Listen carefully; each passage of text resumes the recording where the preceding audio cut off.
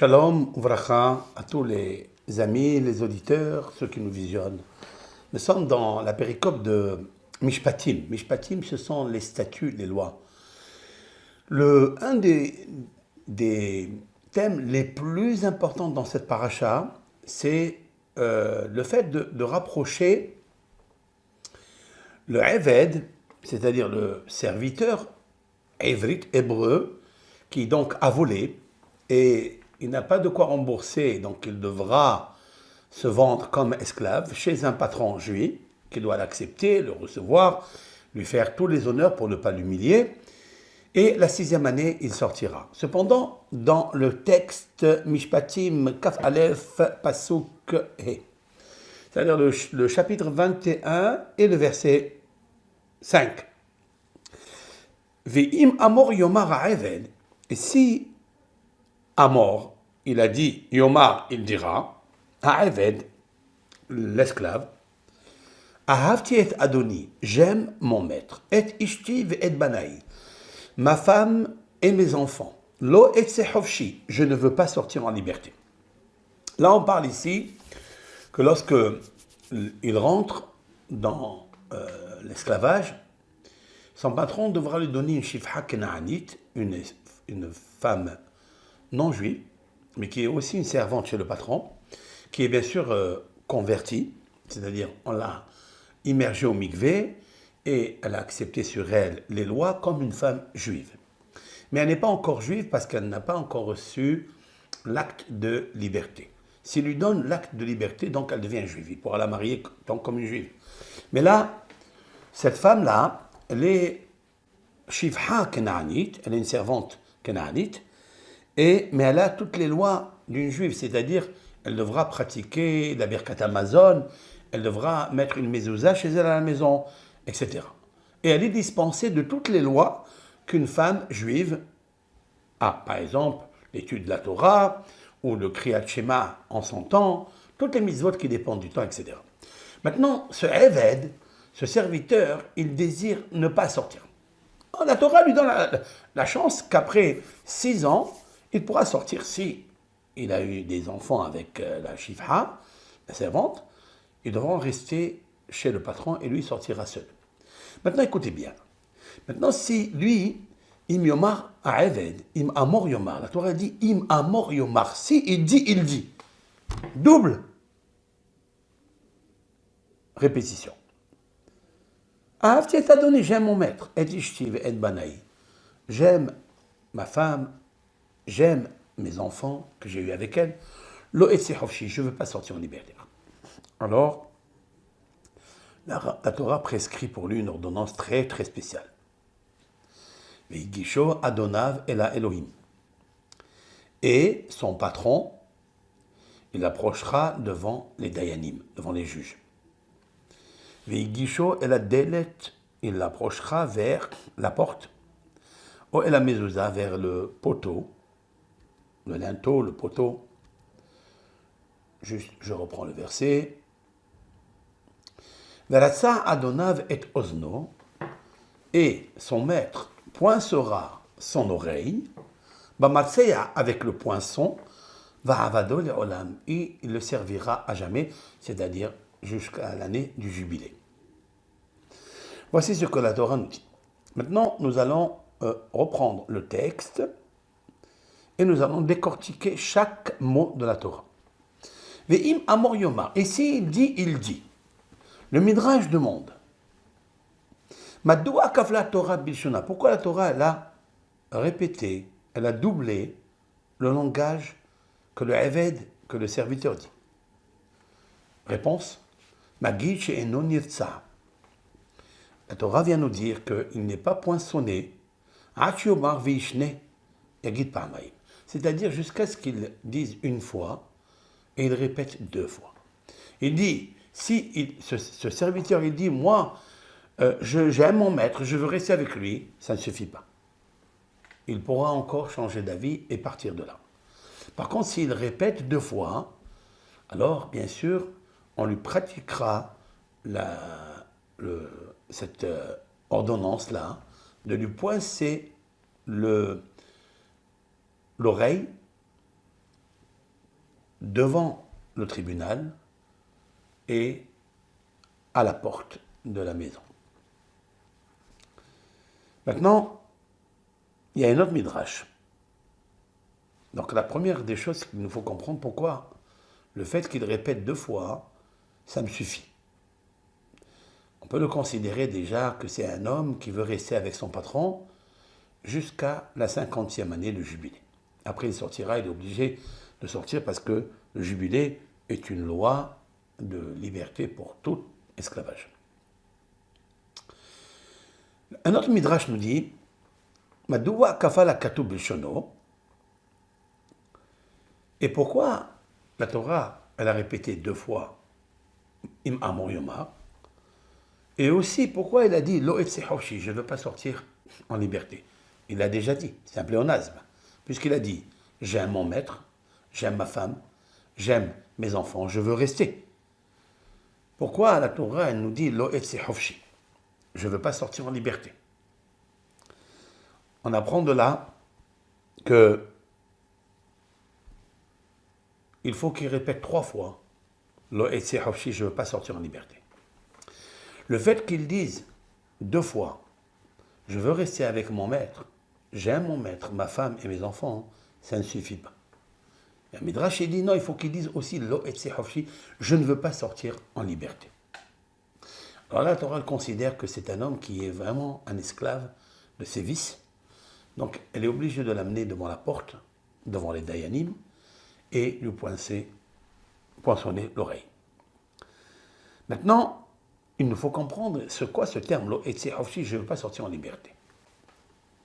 C'est un mot d'ailleurs qu'il ne faut jamais dire. Lo etze hoshi, je ne veux pas sortir en liberté. Vous avez donné avec ça la force au Satan de vous enchaîner, de vous emprisonner. Et ça, c'est des mots qu'il ne faut pas dire. C'est la raison pour laquelle c'est une oreille qui est très malheureuse. Je vais l'expliquer. Je suis dans Hot Vav, la lettre Vav dans le Midrash. Veigisho el adelet ou el amezouza veratza. Il approchera donc devant la porte, devant le poteau de la porte, veratza, il pointera son oreille. Rabbi Shimon ben Rabbi aya doresh et amikra hazeh kemin homer. Rabbeinu Akadosh, le codificateur de la Torah orale, avait un fils qui s'appelait Rabbi Shimon. Et donc, Rabbi Shimon, fils de Rabbi, commentait ce verset d'une façon extraordinaire, comme un parfum qui se répand dans la chambre et vous sentez quelque chose d'extraordinaire, ou bien comme une bourse de diamants, dit le Midrash. Manishtanu delet umzuza.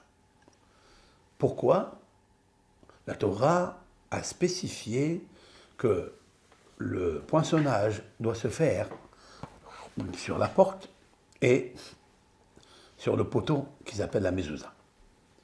Pourquoi pas sur une table de la maison?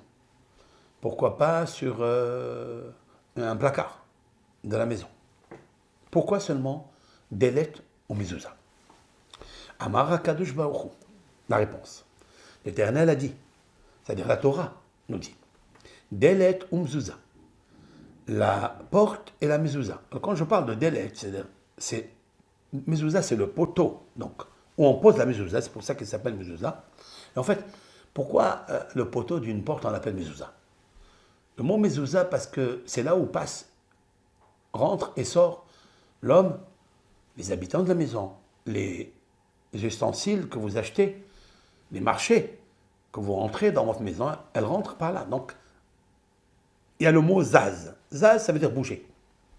C'est là où tous les passages, tous les êtres humains, tous les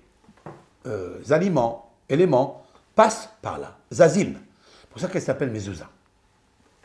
Retenez ça, c'est très important. Maintenant, il dit que la porte et la mezouza, donc le poteau, shehayu aedai b'Mitzrayim, qui étaient mes témoins en Égypte. Toujours la Torah nous relie avec l'Égypte. J'aime ça. Nous étions esclaves là-bas. Besha'a shepasahti ala mashkof. Au moment où l'Éternel est passé à sauter, Pessah, à sauter à la Mashkof, sur les linteaux, vers acheter un mezuzot, sur le deux poteaux, vers un marty. Et j'ai dit, Kili béné Israël avadim. Les béné Israël sont esclaves pour moi. Je les sors de là, d'Égypte, 210 ans d'esclavage. Il y a déjà 430 ans de galoute, depuis Yitzhak Avinu. Et j'ai dit aux béné Israël, sachez que vous allez être mes enfants et vous allez être mes serviteurs. Velo avadim la avadim. Je ne veux pas que vous soyez des serviteurs à des serviteurs. Le pharaon est un serviteur déjà de Dieu, c'est-à-dire serviteur. C'est un sujet de Dieu. Et lui-même, le pharaon, est un évêque, puisque l'Égypte appartenait à Ham, le fils de Noah. Noah avait 3 enfants, Shem, Ham et Yafet.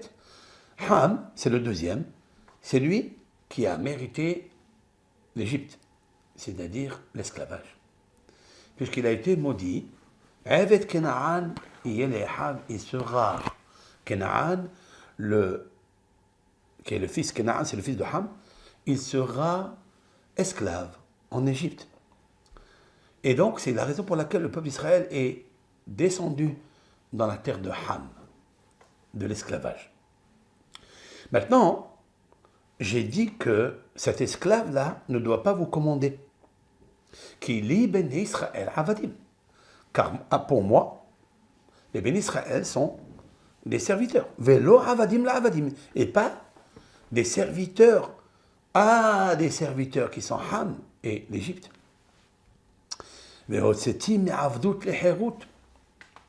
Je les ai sortis de l'esclavage à la liberté. Et ce juif, cet hébreu-là, lorsqu'il avait la chance de sortir, à la 6e année, c'est-à-dire la 7e année de sortir, à la fin de la 6e, il est allé acheter un patron sur lui, et là il achète un patron juif. Parce que le patron juif, c'est aussi un rêve de Hachem. Alors, Iratzea bifnehem. Alors, c'est la raison pour laquelle on doit le poinçonner l'oreille devant le délet et la mezouza. C'est déjà une raison qui est très importante de savoir que cet esclave a trahi en fait la parole de Dieu. Maintenant, la suite. Adelet vers mezouza, laman imrushnehem. Maintenant, pourquoi la Torah elle a dit Delet Mezouza? Tu n'as qu'à dire Mezouza seulement. Pourquoi Delet? Midrash il dit non. C'est pour faire une comparaison entre le Delet et la Mezouza. De la même façon que la Mezouza, c'est-à-dire elle est debout, c'est le poteau qui est vertical, debout.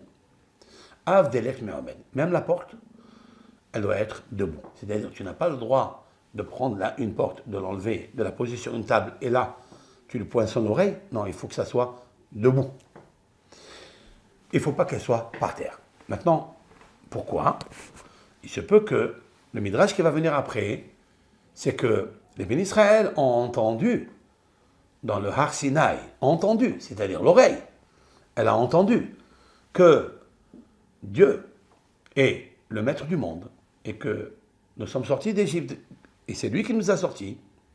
Et comme là-bas nous étions debout, puisque le peuple d'Israël a amdou Behar Sinaï, on dit qu'ils se sont tenus debout au mont Sinaï, donc la porte doit être comme la mezouza. De la même façon que la mezouza elle est debout, toi aussi, tu dois le poinçonner debout. Et en plus, elle a Elohim, c'est-à-dire tu dois l'amener vers les pouvoirs. Le pouvoir, c'est en fait les Dayanim, parce qu'ils ont le pouvoir, et Dieu leur a donné un très grand pouvoir aux Dayanim. Le mot Elohim se rapporte aussi sur Har Sinaï. Le Har Sinaï s'appelle Har Elohim, la montagne de Elohim. Donc, nous avons fait donc ici la synthèse. Pourquoi la mezouza? Pourquoi la porte? Pourquoi debout comme la mezouza au Har Sinaï? Maintenant, nous allons aller un peu plus loin. Regardez ce Midrash. Adelet. Maintenant, Midrash, c'est un Talmud en Jérusalem. Le Talmud de Jérusalem nous dit comme ça. Hadelet, la porte. Tane Rabbi Eliezer ben Yaakov Omer.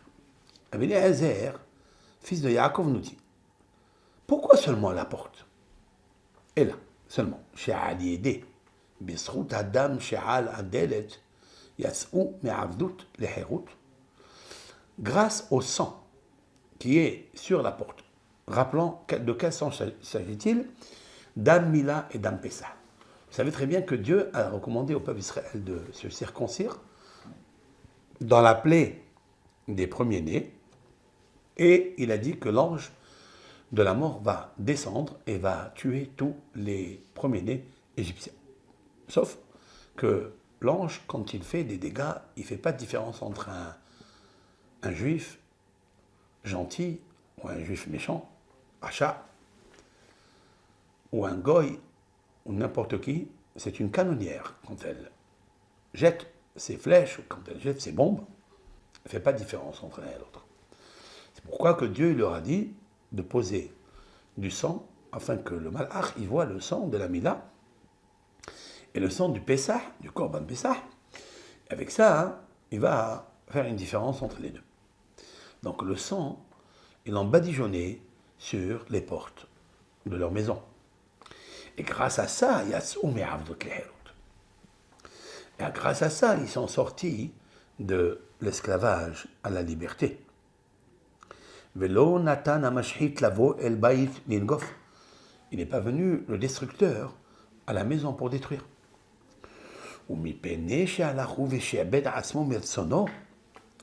Et le fait que ce serviteur, il est allé se faire asservir à son patron par sa propre volonté, son patron ne l'a pas obligé. Il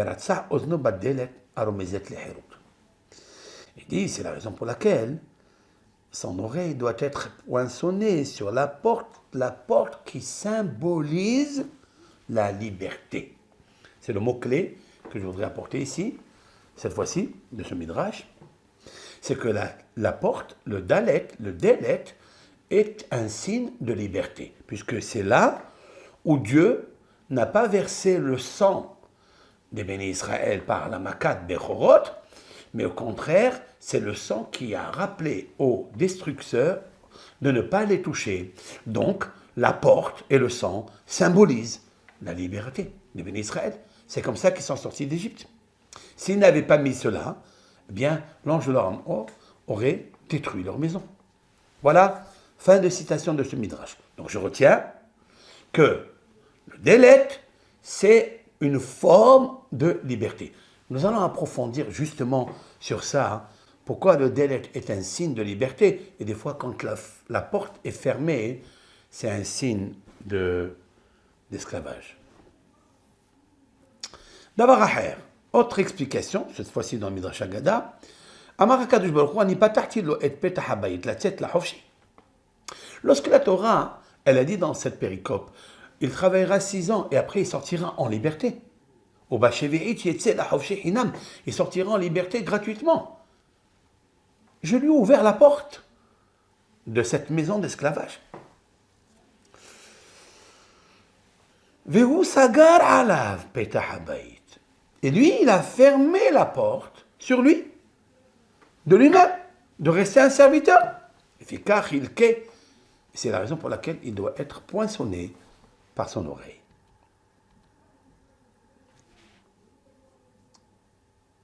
Maintenant, un autre midrash. Verasa adonavet ozno. Son patron lui poinçonnera l'oreille. Laman emar adonav. Le midrash se pose la question, pourquoi il est marqué son patron?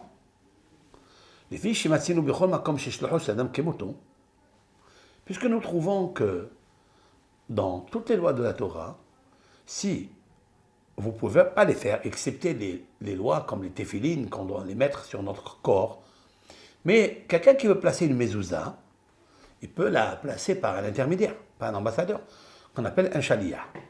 Alors pourquoi ici la Torah, elle a spécifié de le faire lui-même, le patron, alors qu'elle aurait pu donner à son serviteur juif de le faire?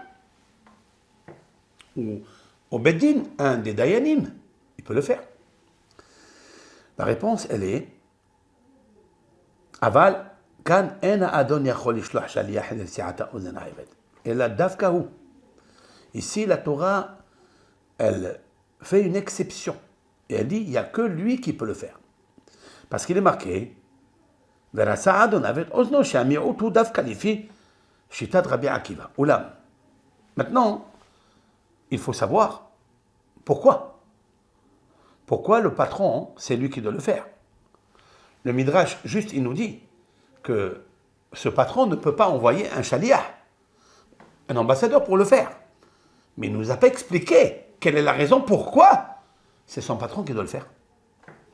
Alors, une simple réponse qu'on peut donner, c'est pour lui dire à ce Eved, écoute, voilà, il va commencer à te maltraiter. Toi-même, le Eved va te maltraiter. Le patron va te maltraiter, il va te poinçonner l'oreille. Sache-le.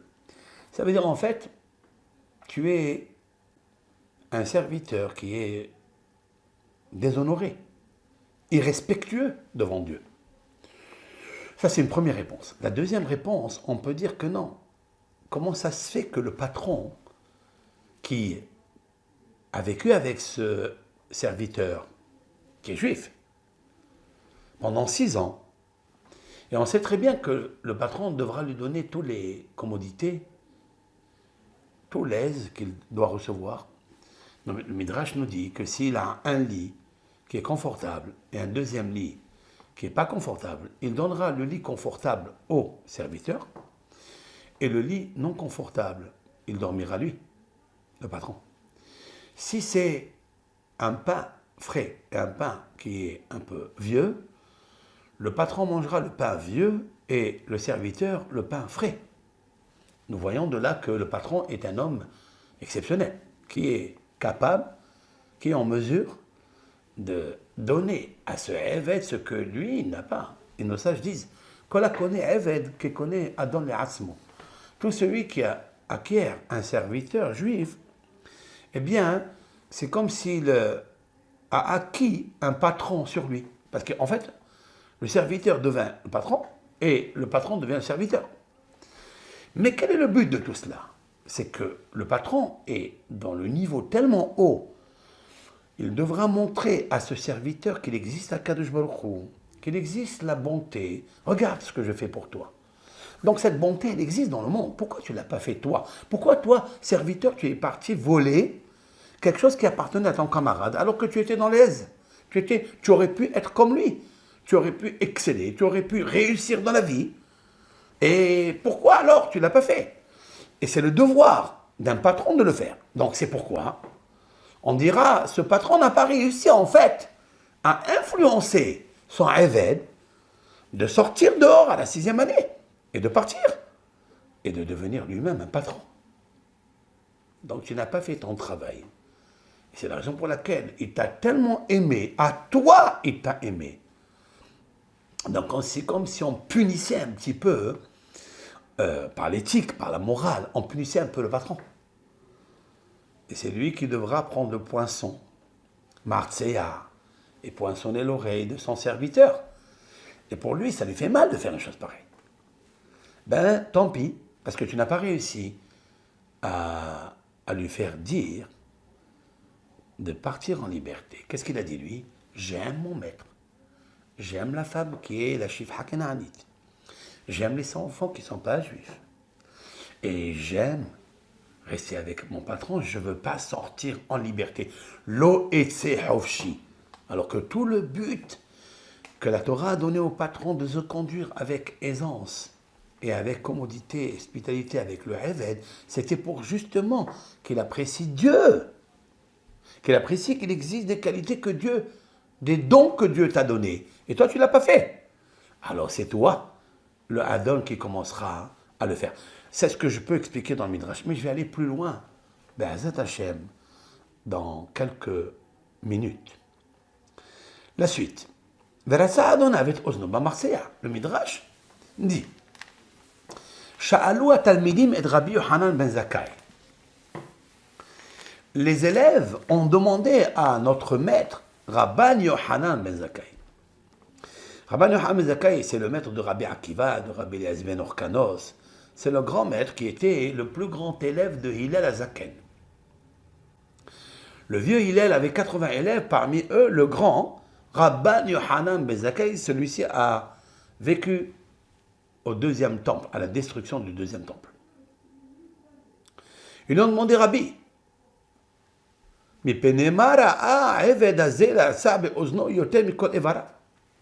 pourquoi la Torah a choisi à ce serviteur de lui poinçonner l'oreille plus que tous les membres du corps? Aujourd'hui, ils mettent des boucles d'oreilles même dans le nez, même sur les lèvres. On aurait pu lui faire pareil. Pourquoi la Torah a choisi l'oreille? Amar lahem, il leur a dit. Et c'est là où en fait le cours commence. Ozen shesham'a mehar Sinaï, l'oreille qui a entendu au mont Sinaï.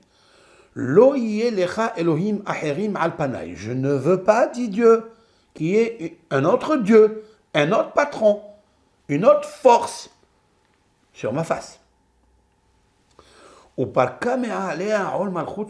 Cette oreille-là, elle a enlevé de sur elle le joug de la royauté céleste. Elle a accepté sur elle le joug d'un homme en chair et en sang. Elle devra être poinçonnée. La suite. Deux choses. Et l'oreille qui a entendu avant de recevoir la Torah à Sinaï, Kilim Béné Israël Avadim, car à moi, les Béné Israël seront des serviteurs. Et celui-ci est allé acheter un autre patron, adorer un autre patron. Pourquoi adorer? Parce qu'il a dit quelque chose. Et c'est pour ça, quand il a répété 3 fois, et il a dit, Lo Oshi, Ahavti et Adoni, j'aime mon maître. Il a sorti 2 choses, et il a dit 2 fois Ahavti et Adoni. Et il a dit aussi, je ne veux pas sortir en liberté. Ça veut dire, il a enlevé de lui le joug céleste. Parce qu'il pourrait être le serviteur de Dieu. C'est pourquoi l'oreille, elle doit être poinçonnée. Parce qu'il n'a pas conservé ce que son oreille a entendu. Waouh! Ça, c'est quelque chose d'extraordinaire. Maintenant, il y a autre chose. Rabbi Yohanan disait que l'oreille, pourquoi l'oreille? Parce que l'oreille, elle a entendu dans les 10 commandements, l'otignov, ne vole pas. Et Alachou veganav, il est allé lui voler. C'est la raison pour laquelle on lui poinçonne l'oreille. Maintenant, la question est de savoir, et le Midrash la pose, pourquoi Bamartseya? Pourquoi avec le poinçon? La Gemara, elle nous dit, c'est dans le Talmud, Eni el Martseya, je peux le faire avec le poinçon. Est-ce que je peux le faire aussi avec une aiguille? Peu importe, le but c'est de poinçonner l'oreille, avec tous les symboles. Talmud Lomar, Vela Kahta, c'est marqué ici, tu prendras le Martseya. Devrait Rabbi aussi ben Rabbi Uda. Rabbi Omer, Ma Martseya miouhad min hamatechet, af en li kasher nesiat ozen, ella min hamatechet. En fait, on sait très bien que le peuple d'Israël a vécu en Égypte, dans le creuset égyptien. Le creuset, c'est comme un four grandiose, où on fait épurer l'or, et il est en fer. Maintenant, le mot Martseya en lui-même, il veut dire beaucoup de choses. Si je prends la valeur numérique du mot Martseya, même Resh, Tzadik, Aïn, on va calculer ensemble. Même c'est 40. Resh, c'est 240. Donc même et Resh, 240. Tzadik, 90. 240 plus 90 est égal à 330. Aïn, Martseya, avec un Aïn, ça fait 70. 70 et 330, 400. Il me rappelle quelque chose. Nos sages ont fait remarquer que le mot Martseya et la valeur numérique du mot 400, 400 est égal à 400 ans d'esclavage. Et là, c'est un peu plus profond que ça, hein, parce qu'il y a un grand secret dans le mot Marseilla que je voudrais élucider avec l'aide d'Hachem. Donc, nous avons donc fini le texte. C'est-à-dire que le Marseilla, qui veut dire la valeur numérique 400, rappelle le faire, rappelle l'esclave que nous étions, rappelle la sortie par la porte, parce que Dieu nous a laissé sortir par la porte, rappelle le sang, rappelle la mezouza, rappelle le Har Sinaï. C'est la raison pour laquelle l'oreille devant Elohim, c'est-à-dire le tribunal qui s'appelle Elohim, le pouvoir. Et Elohim, c'est Har Sinaï, car elle s'appelle Har à Elohim. Voilà donc, en substance, tous les mots qui composent le puzzle. Voilà, fin de citation de ce Midrash. Maintenant, ce qu'il nous faut comprendre, c'est plus que ça. C'est que, en effet, le Dalet, je commencerai par là. Le Dalet, il symbolise la pauvreté. Comme Dalut. Dalut, c'est la pauvreté. Et aussi, il symbolise, comme on l'a dit tout à l'heure, la Hérout, c'est-à-dire la liberté.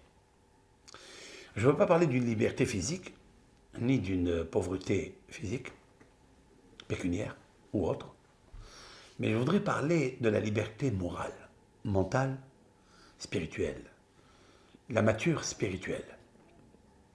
Maintenant, ce que je voudrais dire, c'est la chose suivante.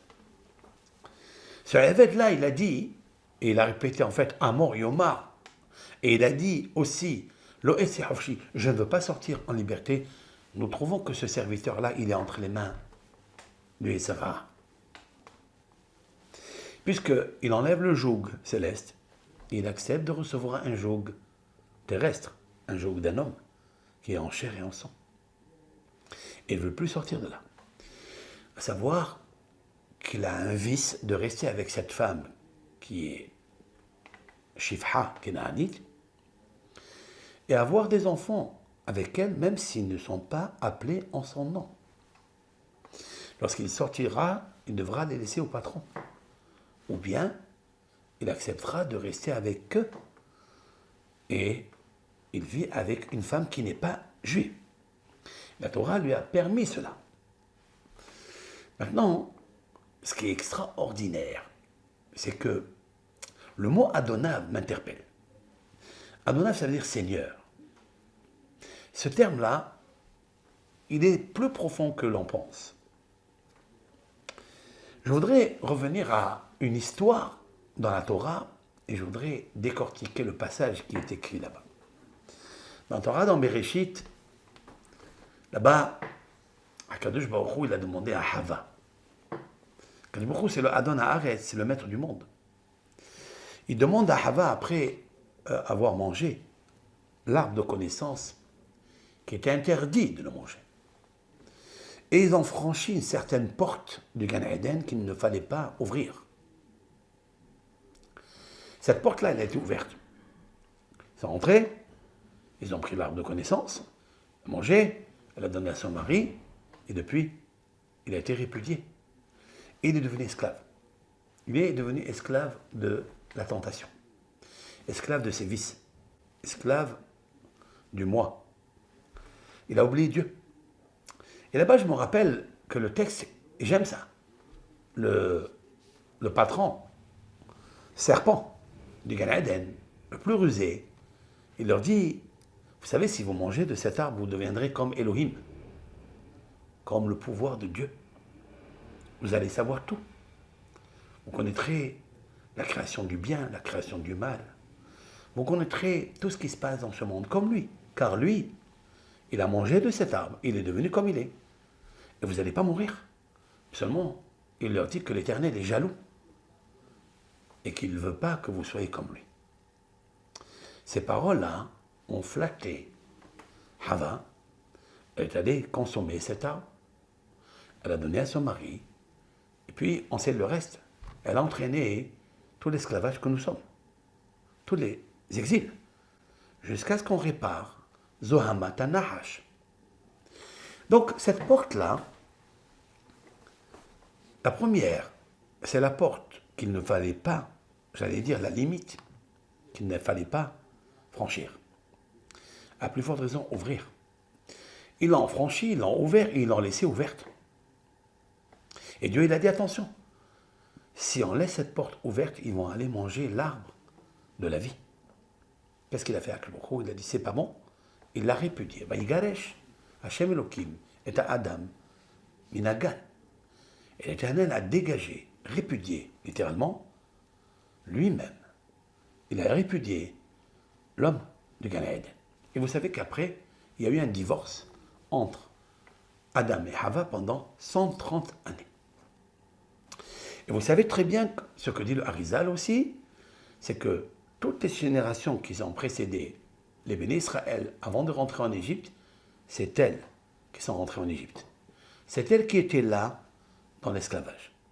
Behomer, Milvinim, c'est-à-dire on est devenus des esclaves par rapport au premier esclavage que nous avons accepté déjà dans le Gan Eden. Et Dieu, il a dit, attention, vous devez corriger cela. Il leur donne la possibilité de corriger parce que Dieu est miséricorde. Maintenant, lorsque Dieu, il parle avec Hava, il lui dit, Mazot Asit, qu'as-tu fait? Je reviens à cette phrase-là. Voici la phrase. Elle est là. Vayomer Hashem Elohim la Isha, et Dieu a dit à la femme, Mazot Asit, qu'as-tu fait? Vatomer Haisha. Et la femme dit, gentiment, Hanahash Hishiani Vaochel. Le serpent m'a induit en erreur. En fait, il m'a flatté. Vaochel. Et j'ai mangé.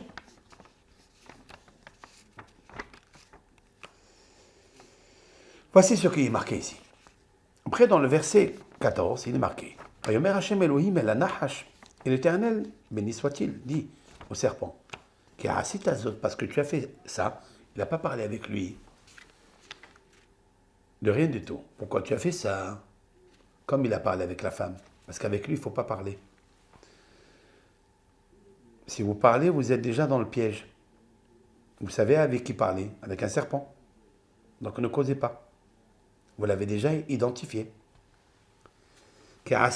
Dieu dit attention, parce que tu as fait ça. Déjà, il rentre dans la punition. Arur ata bikol habehema. Tu es maudit parmi tous les animaux, domestiques, non domestiques, des champs. Al gihon chateler, tu marcheras sur ton ventre. Là, on dit qu'il lui a coupé donc les pieds. Ve'afar tochal kol yemei hayecha. Du sable, tu mangeras tous les jours de ta vie. Le pasuk, le verset 15. Ve'eva ashit bencha ou benaisha. Je mettrai la haine entre toi et elle, et la femme.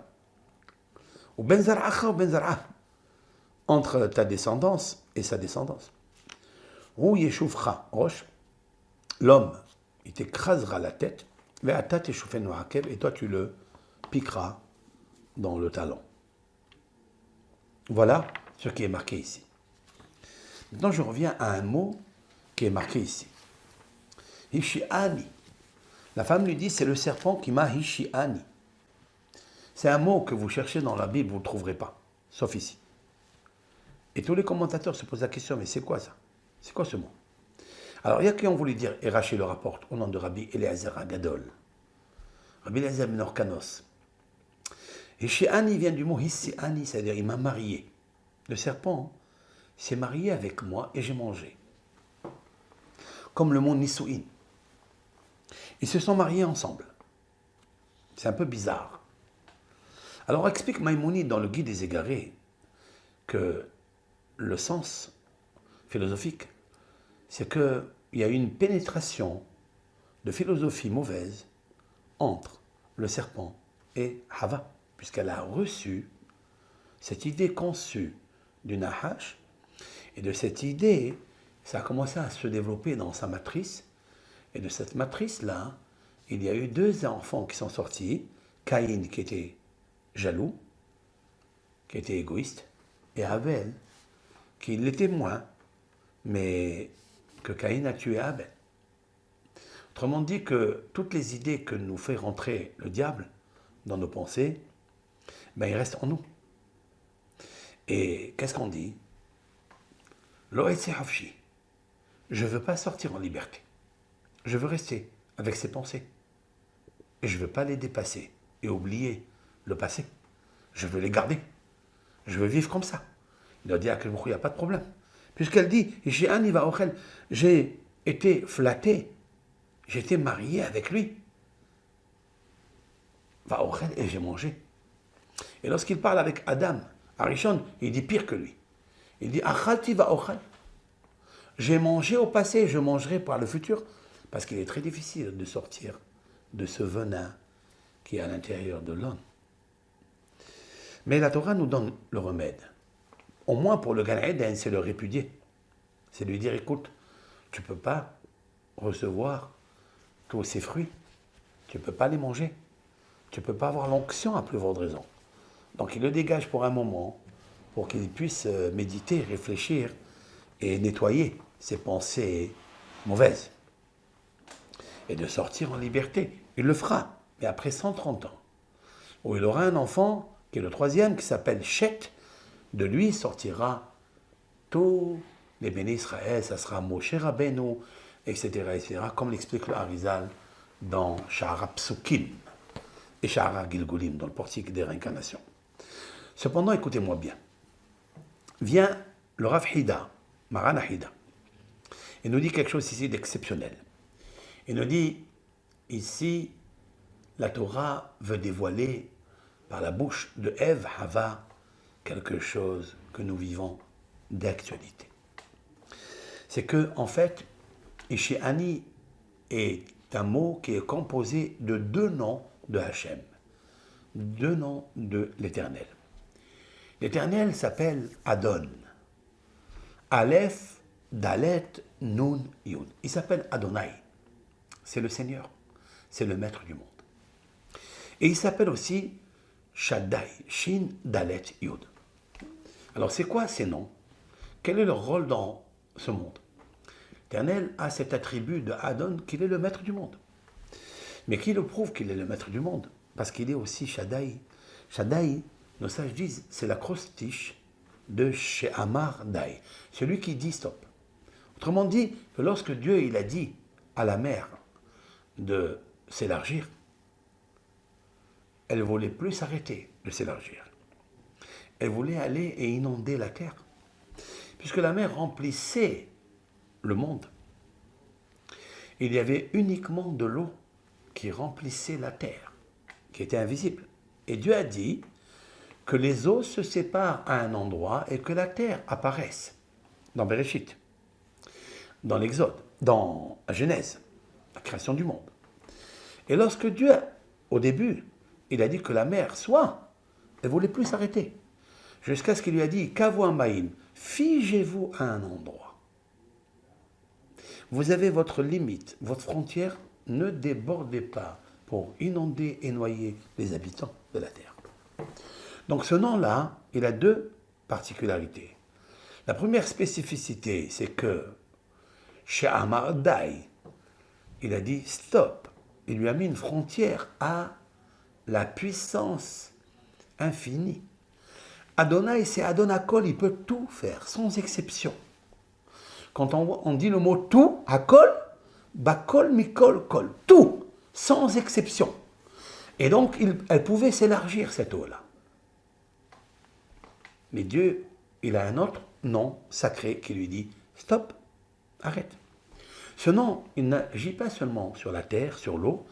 Ce nom de Shin Dalet Yud, il agit aussi dans les cosmos. On dit en hébreu Meshadded Amarachot. Dieu, c'est lui qui, des fois, bouleverse l'interplanétaire, le cosmos. Il peut faire descendre une étoile, il peut la vider de sa substance lumière, elle peut devenir un ravin et elle peut descendre en bas, créer ce qu'on appelle le Maboul, le déluge, comme il est stipulé dans la Gemara traité Brachot. L'Éternel a vidé une étoile pour vider les habitants de la terre. Et il les a complètement noyés. Donc il est les deux. Il est Adon et il est Shaddai. Écoutez bien maintenant. Vient le Rav Hida, il dit, au nom d'un grand kabbaliste, Rabbi Nachman Eliezer Poua. Eliezer Nachman Poua, plus exactement. Un grand kabbaliste. Qui lui a dévoilé quelque chose de magique. Et c'est là où la preuve que la Torah, hein, elle est spirituelle. Elle n'est pas écrite par un homme. Elle n'est pas comme les autres doctrines. Elle a quelque chose de particulier qui lui appartient. C'est la vraie pensée de Dieu. Et lorsque le Rav a jeté un œil, a observé le mot Ishiani, eh bien, il a vu que les deux noms divins, c'est-à-dire Adonai, si j'enlève le Dalet, et c'est là où commence mon cours, si j'enlève le premier Dalet de Adonai, ça me fait Aleph, Nun, Yud. Il ne nous reste que Aïn, rien. Ou Ani, moi. Ani, c'est moi. Aïn, c'est rien. C'est je suis rien. Ok. Maintenant, si j'enlève le Dalet du nom Shin Dalet Yud, Shaddai, j'enlève le Dalet, qu'est-ce qui me reste? Le Shin et le Yud. Donc Yesh. Autrement dit, que si je prends le Yesh et le Aïn, c'est Hi, Shi, Ani. Shi, c'est-à-dire Shin, Yud, du Shin Dalet Yud, voilà. Et le Ani, de Aleph, Dalet, Nun, Yud. Waouh! Ça, c'est le grand secret que le diable, il a créé en toi, à l'intérieur de toi. C'est que tu te dis toujours, Yesh, moi je suis Ani. Yesh Ani. Il y a beaucoup de qualités en moi. Ou des fois, hein, tu dis Ani, Aïn, moi je suis rien. Ou bien des fois tu dis tout ce que j'avais, tout ce que j'ai, Aïn, il n'y a rien. Tu te t'apitoies sur toi-même. Tu dis, tu n'es rien. Tout ce que tu as, des fois, tu dois être content de ce que tu as. Concentre-toi dans ce que tu possèdes. N'essaie pas d'acquérir quelque chose de meilleur, quelque chose de plus, que tu ne vois pas à côté de toi. Pas parce que tu as vu l'autre, que toi aussi tu as envie. Qu'est-ce qu'il a fait le Nahash? Le Nahash, il a dit, qu'est-ce que vous avez? Vous avez Gan Eden. C'est bien. Mais vous pouvez avoir quelque chose de plus grand. Il les a déconcentrés de ce qu'ils possèdent pour aller leur chercher quelque chose qui pourrait, par lequel ils pourraient mourir, parce que Dieu a dit qu'ils pourraient mourir. Qu'est-ce qu'ils ont dit? Eux, ils ont dit non. Nous voulons être libres de manger même ce qui est derrière cette porte-là. Nous allons franchir la frontière, c'est-à-dire, ils ont franchi le Shin Dalet Yud. Dieu il a dit, tous les fruits du Gan Eden et des arbres qui s'y trouvent, mangez.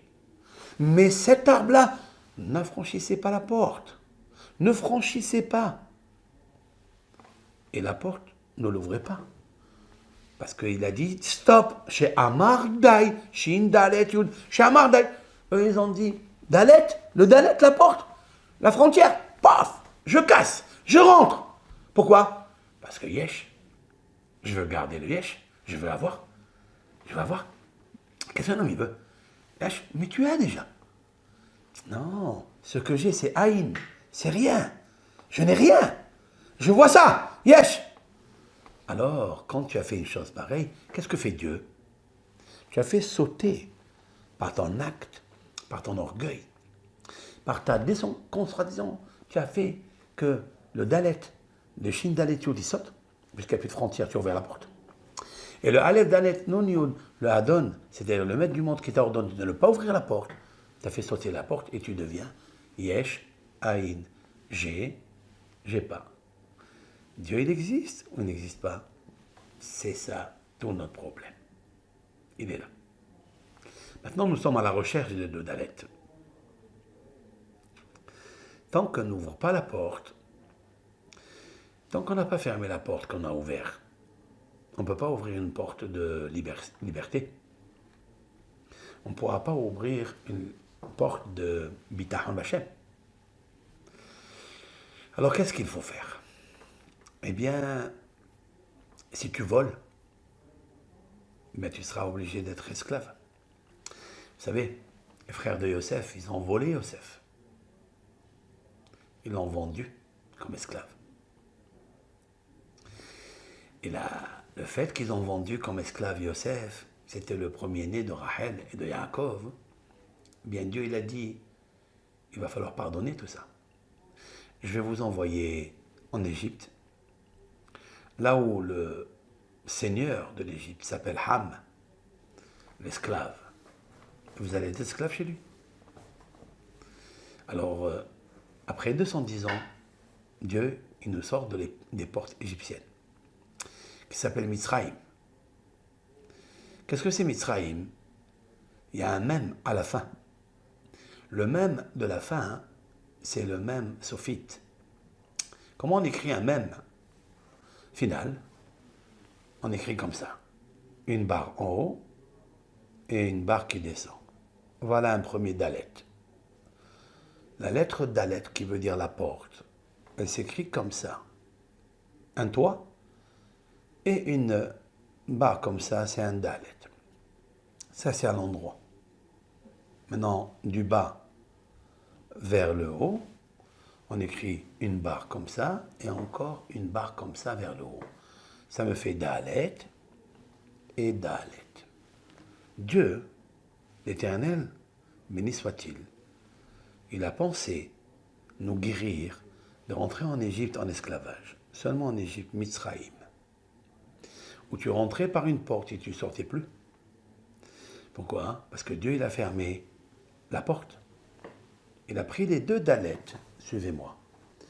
Il a pris les deux dalettes que nous avons abîmées, que nous avons fait sauter, du nom de Shin Dalet Yud et du nom de Aleph Dalet Nun Yud.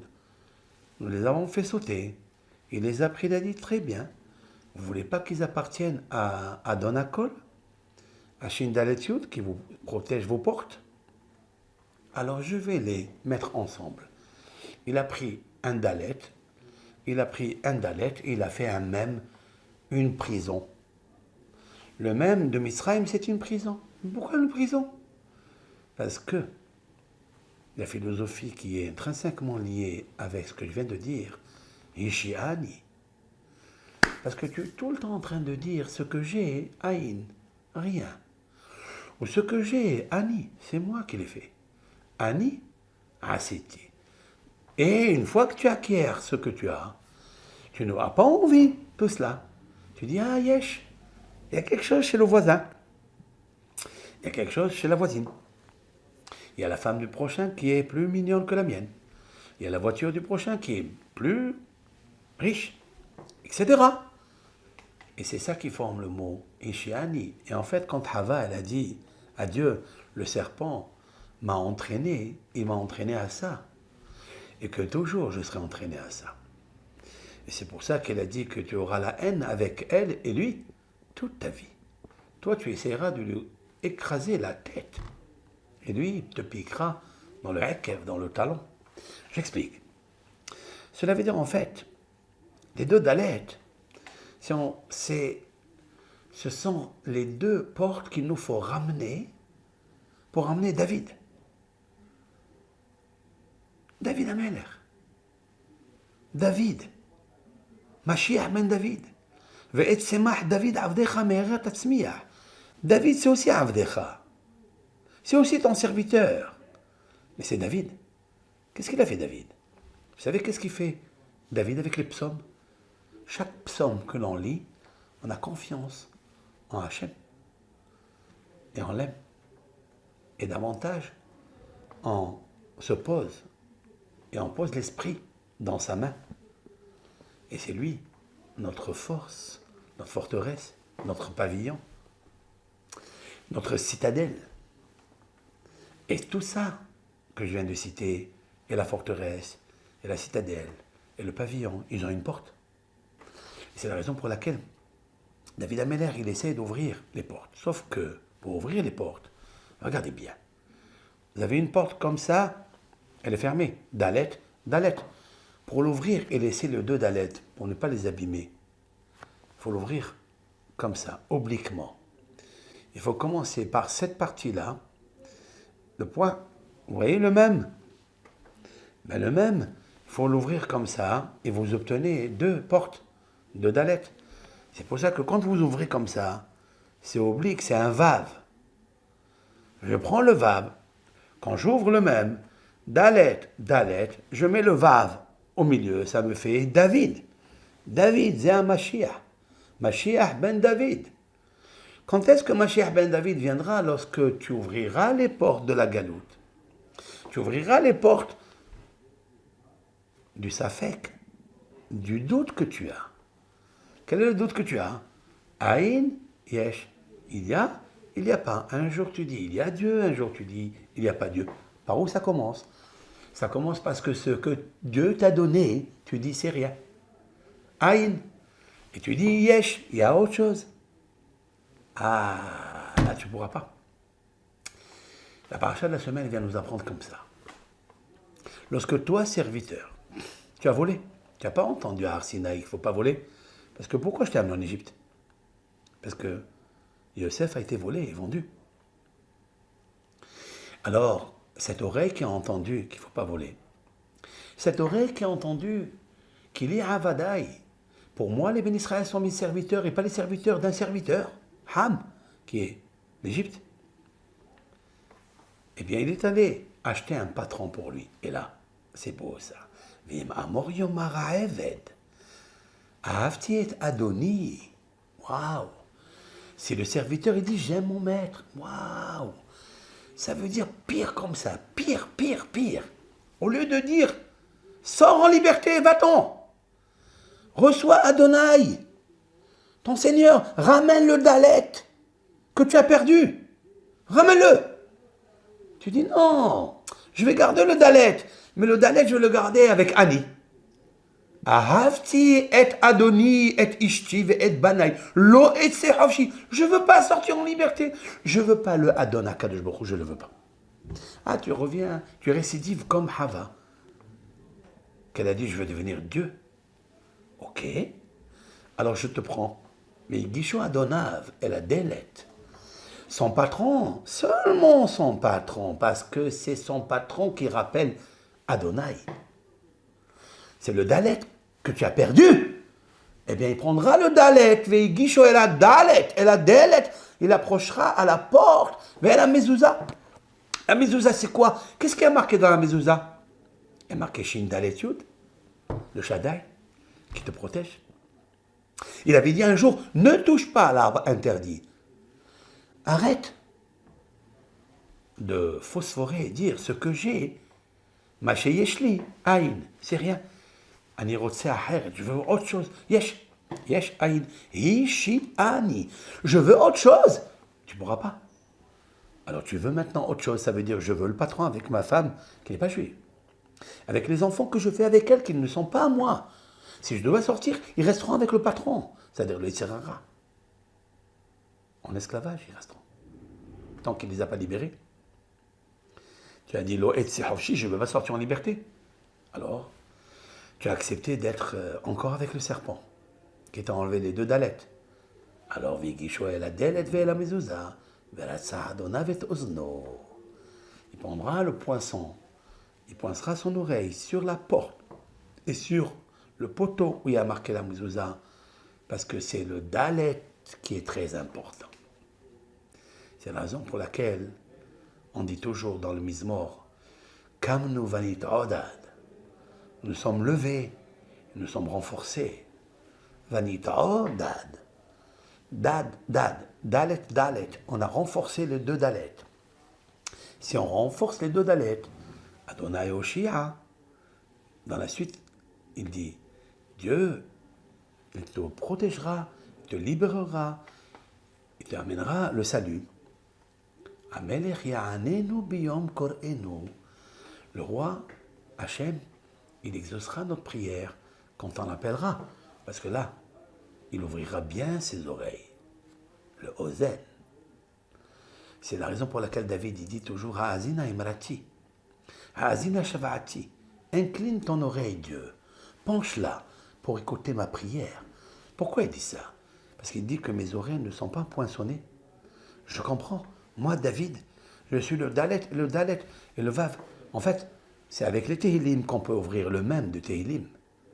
Le même qui est fermé, qui est Dalet, en lisant les psaumes de David, le grand psalmiste, ben on peut ouvrir les deux portes pour les remettre une à l'intérieur du Ani qui est toi, donc ça devient Adonai, et une à l'intérieur du Yesh, parce que tu te dis je suis et je suis et je suis, Yesh, Yesh, Yesh, Ani, Ani, Ani. Alors il deviendra Shaddai. Alors on remettra la création comme jadis dans le Gan Eden.